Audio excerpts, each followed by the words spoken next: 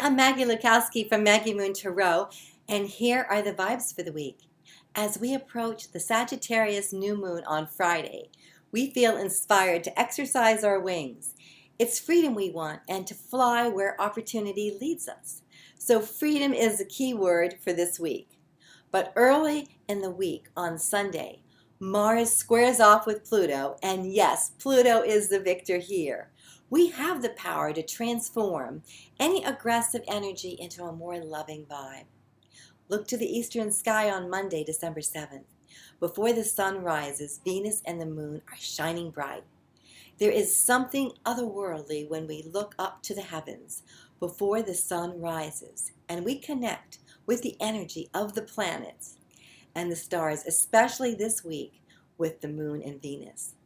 And for me, it's a reminder of my home in another realm. And leading up to the 8th, we have an opportunity period, and this is for innovation. The sun trines Uranus on Tuesday, and they cooperate beautifully with each other. And it's a day for cutting-edge ideas.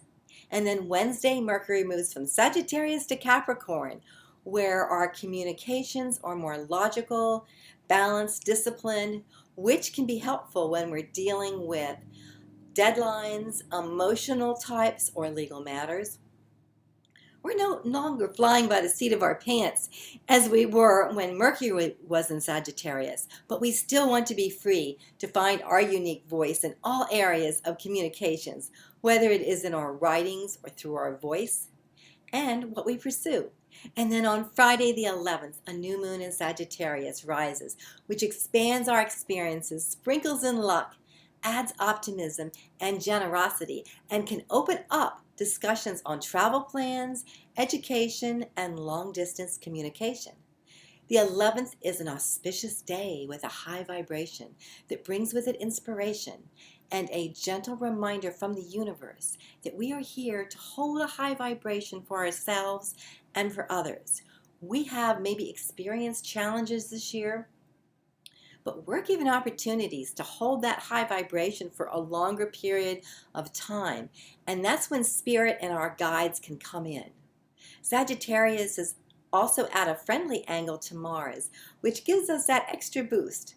But Sag is in a hard angle to Jupiter, so we don't want to do a Thelma and Louise thing. Throw too much caution to the wind.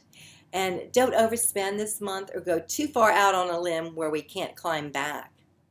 And at every new moon, because it sets the tone for the month and beyond, we think about our new moon wishes. What are your new moon intentions and wishes? And don't forget to write them down so we can give them a grand send-off this Friday. And I fancy this week using the Druid Craft Tarot for our weekly reading by Philip and Stephanie Carr-Graham and illustrated by Will Worthington. It's an exquisite deck that honors the nature through the god and goddesses, the goddess and the god, exploring tarot through the bards as taught in their sacred groves, and combining numerology taught by Pythagoras. So let's begin. For the beginning of the week, I pulled the 7 of Pentacles. 7 is a magical number, one of spirituality, introspection, study, or research. The message of the 7 from the companion book reads, looking within, I explore the shining stars. In the card, we see a bard harvesting mistletoe from the oak tree, sacred to the ancient Druids. We are in the days of the waning moon, and this is the time that we look at what we harvested during this lunation before we reach the dark and new moon and start again. And during this introspective time, we look at what has been harvested and what has borne fruit for us.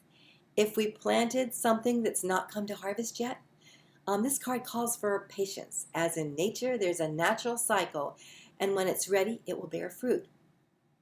It's also about what needs to be cleared out in our life. We move or start again.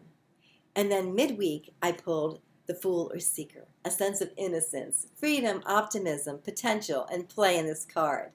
It's like the energy of Uranus, Sagittarius, and the new moon. Everything starts to look fresh, and we see the possibilities around us in everything. It's daybreak, and the young man is carrying a sprig of mistletoe berries, cut by the bard from the oak tree that we saw at the beginning of the week, which represents his seeds to be planted. In his left hand, he holds a wand. That's a divine spark. And at the end of his wand is the fool's bag, his sacred medicine kit, his chalice, a container to hold all the elements he will need on his journey.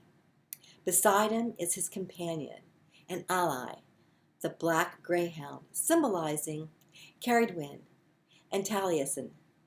We too have immense potential and wisdom within us to go on our journey of discovery. It can be taking a risk, being supported by the Uranus energy this week, and maybe something unconventional. Having the innocence, optimism, and friendly spirit that is the beauty of the energy of Sagittarius. Maybe a more playful approach in our lives, as everything flows more easily when we have fun along the way, keeping a high vibration which attracts amazing people and situations to us. And in the card, a young man is at the edge of a cliff. He knows he's protected by the god and goddess, but also it reminds us to use our wisdom, as we don't want to be fooled into a harebrained plan or be naive around a situation. And the message for the fool in the companion book is, trust in your inner knowing. Life is an adventure, a journey of discovery to be enjoyed. And then at the end of the week, I pulled the Ace of Wands, creativity, innovation, and this ace holds the potential energy for the entire suit of wands, representing birth and new beginnings. We have the responsibility to take it forward. The wand is getting its fire from the sun, vitality, and feeling like we are on fire. It comes at the same time as the new moon in Sagittarius. In the card, we see the wand from the Fool coming from the birch tree, which stands for the number 1. Wands are magical tools and can represent our creativity. And in this card, the Ace of Wands can literally mean a birth of a child, new projects can be born, new relationships form, and innovative ideas. That's why I enjoy the practice of writing our new moon intentions, and this ace gives us that extra spark. So as we go forward, don't let the fire go out. And that, my friends, are the vibes for the week. Thank you for stopping by, and I invite you to click on the like and subscribe buttons if you've enjoyed this video, and share with your friends. And I've included in the About section, or the little down arrow, a link to the Druid Craft Tarot and to my website, maggiemoontarot.com, in case you'd like to contact me or schedule a reading. So, until we meet again next week, laugh often, love much, create your own happiness, believe in miracles and magic, be kind, and support each other. Namaste.